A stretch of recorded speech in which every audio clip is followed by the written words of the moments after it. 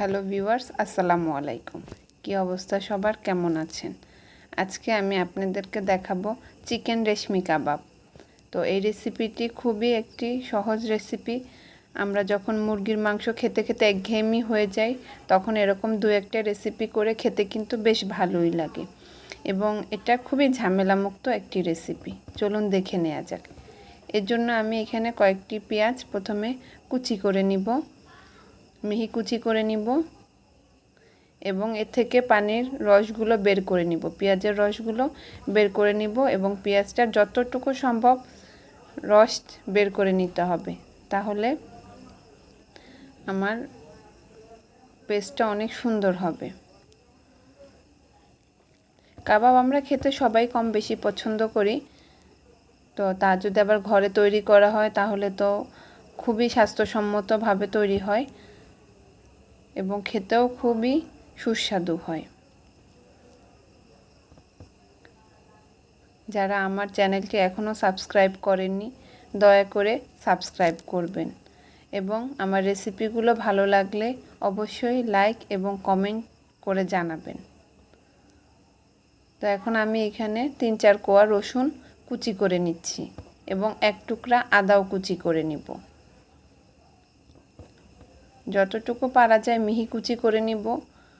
আপনারা চাইলে আদা পেস্ট এবং রসুন পেস্টও ব্যবহার করতে পারেন। এখন আমি একটি ব্লেন্ডারে মুরগির বুকের মাংস নিয়ে নিলাম। এখানে 2 কাপ পরিমাণ বুকের মাংস নিয়েছি আমি। এর সাথে আমি সেই আমার পেঁয়াজটা দিয়ে দিব। দেখেন পেঁয়াজটা অনেকটা ড্রাই হয়ে গিয়েছে, এক্সট্রা রস সব বের করে নিয়েছি। রসুন এবং আদা কুচি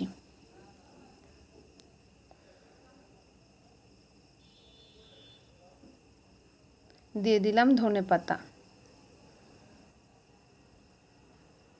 আমি তাজা ধনেপাতা দিয়েছি, এজন্য আমি ধনে গুঁড়া ব্যবহার করব না। আপনারা ইচ্ছা করলে ধনে গুঁড়াও ব্যবহার করতে পারেন। কাঁচামরিচ কুচি, এর সাথে আরও দিব জিরা গুঁড়া, গরম মশলার গুঁড়ো,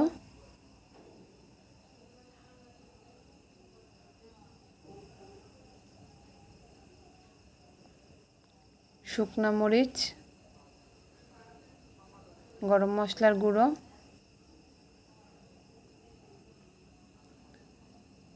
মরিচের গুঁড়ো এবং পরিমাণ মতো লবণ। সবগুলো উপকরণ দিয়ে আমি একটা মিহি পেস্ট তৈরি করে নিব। যতটা সম্ভব মিহি করার চেষ্টা করবেন। এবার আমি একটি পাত্রে পেস্টটা ঢেলে নিলাম, এবং এটা আমি এখন কাবাবের মতো শেপ দিয়ে তৈরি করব। এজন্য আমি প্রথমে হাতে একটু তেল দিয়ে নিলাম। এবার ছোট ছোট টুকরা করে নিয়ে একটি কাঁচিতে খুব সুন্দর করে আমি কাবাবের মতো তৈরি করলাম। দেখেন আপনারা 2 আঙ্গুলের সাহায্যে এরকম ধীরে ধীরে তৈরি করলে খুব সুন্দর হয়ে যাবে। আস্তে আস্তে করে কাঠিটা বের করে নেবেন। অবশ্য কাঠি সহই আমরা ফ্রাই করতে পারি, আপনাদের ইচ্ছা। আমি কাঠি ছাড়াই করে নিয়েছি। আমি সবগুলো কাবাব তৈরি করে নিলাম।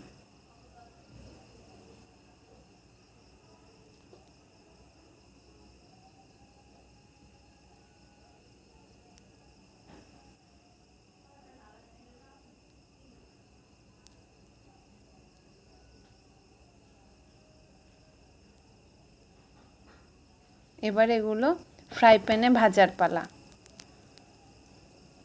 আমি ফ্রাই প্যানে একটু হালকা তেল দিয়ে নিব, খুবই সামান্য তেল দিব,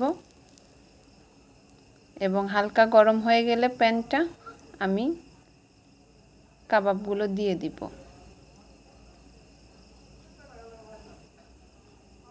এই কাবাবটা খেতে খুবই সফট হয় এবং খুবই ইজি করা, এজন্য বাচ্চারাও খুবই পছন্দ করে, যেহেতু এখানে এক্সট্রা কোনো চর্বি বা এক্সট্রা কোনো হাড় থাকে না।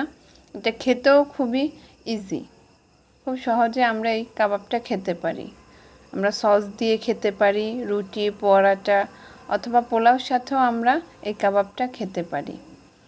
সকালের নাস্তা অথবা বিকেলের নাস্তা হিসেবেও আমরা এটা খুবই সহজে তৈরি করে খেতে পারি।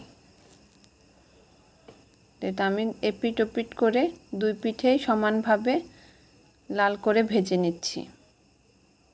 একটু সময় নিয়ে ভাজবেন যাতে আপনার কালারটাও সুন্দর আসে এবং ভিতরের মাংসগুলোও খুব সুন্দর সিদ্ধ হয়ে যায়। এই তো আমার তৈরি হয়ে গেল চিকেন রেশমি কাবাব।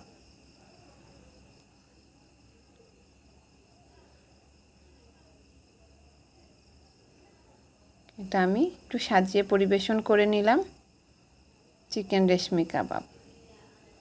ধন্যবাদ আমার রেসিপিটি দেখার জন্য এবং আমার সাথে থাকার জন্য আপনাদের আরও একবার ধন্যবাদ। যারা আমার চ্যানেলটি সাবস্ক্রাইব করেছেন তাদেরকে অসংখ্য ধন্যবাদ এবং যারা করেননি তাদের কাছে রিকোয়েস্ট আমার চ্যানেলটিকে দয়া করে সাবস্ক্রাইব করবেন। ধন্যবাদ সবাইকে।